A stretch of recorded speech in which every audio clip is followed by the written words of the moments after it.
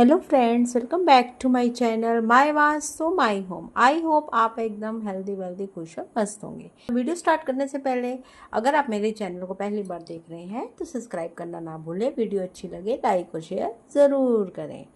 तो स्टार्ट करते हैं हम आज का वीडियो। आज मैं बहुत इंटरेस्टिंग टॉपिक के बारे में बात करूँगी कि मैं आपको जनरल उपाय बता रही हूँ कि वास्तु अनुसार आप बेडरूम को कैसे रिफ्रेशिंग अच्छा रख सकते हैं। क्योंकि बेडरूम एक ऐसी जगह होती है जहाँ पर हम अपने पूरे दिन की थकान और हम उतारते हैं, और जैसे ही हम अपने बेडरूम में जाते हैं तो हमें बहुत ही रिफ्रेशिंग लगे, अच्छा लगे, वहाँ का समय बैठना बिताना हमें अच्छा लगे।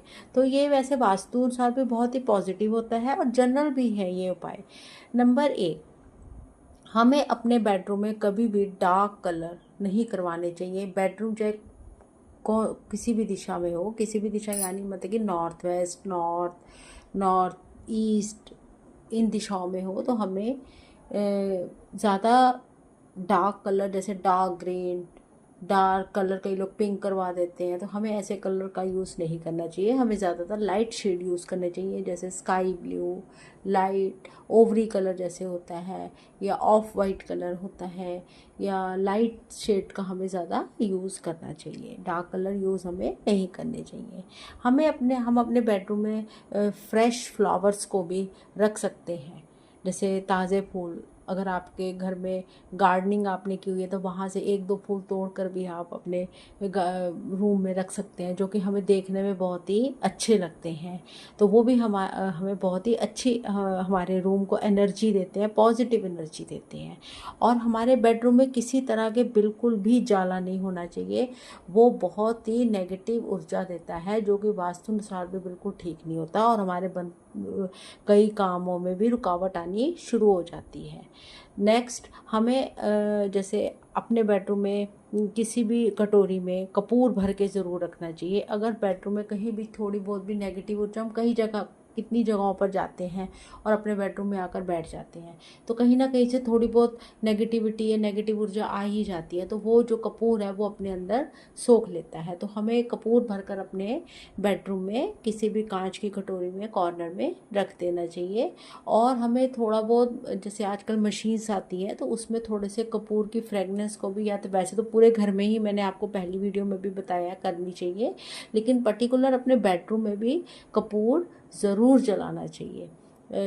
जलाना नहीं चाहिए, तो जैसे उसको धुआं जो पूरी उसकी फ्रेगनेंस होती है वो ज़रूर करनी चाहिए, जिससे कि आपके बेडरूम जो है वो पॉजिटिव एनर्जी से भर जाता है।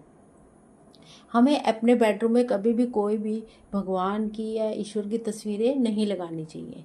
हाँ, हम राधा कृष्ण जी की लगवा सकते हैं, जैसे वो झूला ले रहे हैं, लेकिन हो सके तो हमें बिल्कुल भी भगवान से रिलेटेड कोई भी तस्वीर अपने बेडरूम में नहीं लगानी चाहिए।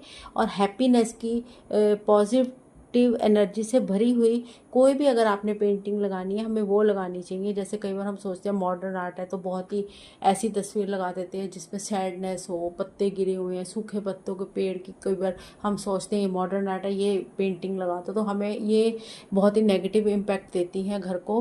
तो ये तस्वीरें हमें अपने बेडरूम में तो बिल्कुल नहीं लगानी चाहिए, वैसे तो पूरे घर में ही नहीं लगानी चाहिए। इन बातों का हमें ध्यान रखना चाहिए। अब जैसे हमारे कर्टन्स हैं, तो वो डिपेंड करता है कि आपका बेडरूम कौन सी दिशा में, ईस्ट में है तो हमें ग्रीन कर्टन लगाने चाहिए, लेकिन बहुत डार्क नहीं लगाने चाहिए, लाइट कलर यूज़ करो। और अगर आपका वेस्ट में है तो आप वाइट शेड यूज़ कर लो, ऑफ वाइट यूज़ कर लो, लाइट ब्लू कलर भी यूज़ कर सकते हो। तो ज़्यादातर हमें लाइट कर्टन्स लगाने चाहिए। बेडशीट भी ज़्यादातर लाइट रखनी चाहिए। ज़्यादा डार्क कलर हमें अपने बेडरूम में भी यूज़ नहीं करनी चाहिए। तो और कई बार हम क्या करते हैं कि आयरन के बेड का भी फैशन हो जाता है, तो आयरन का बेड वहाँ पे अपने बेडरूम में बिछा देते हैं। ये हमें बिल्कुल नहीं करना चाहिए। बेड जो होता है हमेशा वुडन का ही होना चाहिए, आयरन का कभी भी नहीं हमें लेना चाहिए। वो बहुत ही नेगेटिव ऊर्जा आपको देगा, इस बात का हमें खास ध्यान रखना चाहिए। तो आपको ये बेसिक चीज़ें कुछ अच्छी लगी होंगी। तो मिलते हैं अपनी नई वीडियो नई जानकारी के साथ, और अब इन बातों का ध्यान ज़रूर रखेंगे। नमस्कार।